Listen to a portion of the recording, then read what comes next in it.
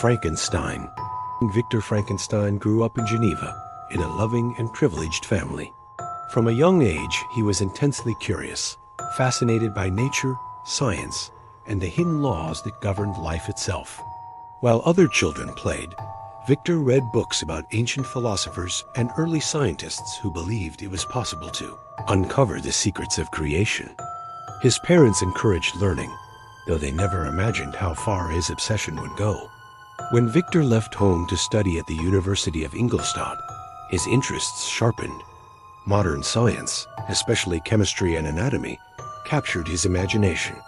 Under the guidance of his professors, Victor became convinced that life itself was not a mystery beyond human reach. He began to believe that death could be conquered, that the boundary between the living and the lifeless could be crossed through knowledge alone. This belief consumed him completely. Working in secrecy, Victor gathered materials from laboratories and graveyards, isolating himself from friends and family. For nearly 2 years, he devoted every waking moment to his experiment. He dreamed of creating a being that would banish disease and bring glory to humanity and to himself. At last, on a stormy night, his efforts succeeded. The creature he assembled came to life. But the moment Victor saw his creation move, his triumph turned to horror. The being was enormous, with mismatched features and a grotesque appearance. Though Victor had chosen each part carefully, the result repulsed him. Overcome with fear and disgust, he fled, abandoning the creature he had brought into the world. When Victor returned, the creature was gone.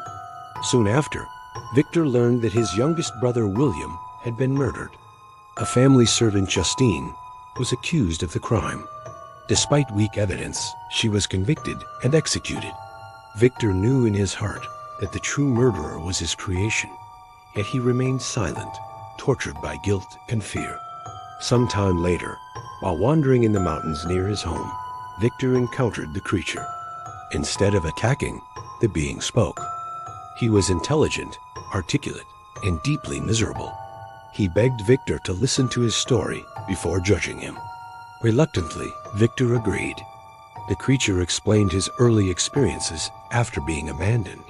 Alone and confused, he wandered through forests and villages, frightened by fire, cold, and hunger. Whenever he approached people, they screamed or attacked him because of his appearance. Slowly, through observation, he learned language and human behavior by watching a poor family living in a small cottage. He admired their kindness and hoped that if he revealed himself gently, they might accept him. When he finally approached them, his hope was destroyed. The family fled in terror, leaving him completely alone. Enraged and heartbroken, the creature burned their cottage and swore revenge on the society that rejected him and on the creator who had abandoned him.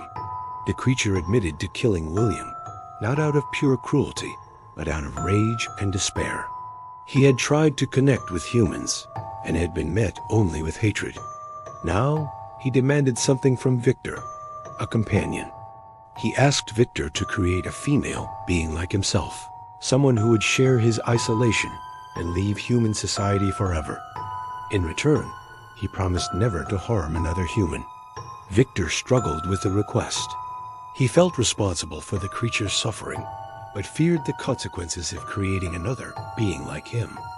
After much inner conflict, he agreed, believing it was the only way to prevent further harm. Victor traveled to remote regions to work on the new creation in secrecy. But as he progressed, doubt overwhelmed him. He imagined the possibility that the two creatures might hate each other, or worse, reproduce and create a race that could threaten humanity. Horrified by what he might unleash, Victor destroyed the unfinished female creature before bringing her to life. The creature, who had been watching, reacted with fury. He vowed revenge, promising Victor that he would be with him on his wedding night. Victor interpreted this as a threat to his own life and resolved to face his fate bravely. Soon after, Victor's closest friend, Henry Clerval, was murdered. Victor realized the creature was carrying out his revenge systematically, targeting everyone Victor loved. Consumed by grief and guilt, Victor devoted himself to hunting down the being he had created. Victor married Elizabeth, a woman he had loved since childhood. Though he feared the creature's threat, he believed he himself was the intended victim. On their wedding night, while Victor searched for danger, the creature murdered Elizabeth. This final loss shattered Victor completely. Shortly afterward, Victor's father died from grief. With nothing left to lose, Victor swore to destroy the creature at any cost. The pursuit carried him across Europe and into the frozen Arctic, where his strength finally failed. Victor was rescued by a ship exploring the polar region, commanded by Captain Robert Walton. Walton listened as Victor told his tragic story, warning him of the dangers of blind ambition and unchecked obsession. Shortly after, Victor died aboard the ship. After Victor's death, the creature appeared. He mourned his creator, expressing deep regret for his actions. He admitted that his crimes had brought him no peace, only greater misery. With Victor gone, his purpose was lost. He declared his intention to end his own existence, disappearing into the frozen wilderness, never to be seen again. The story ends as a warning. Victor Frankenstein was not destroyed by his creation alone, but by his refusal to take responsibility for it.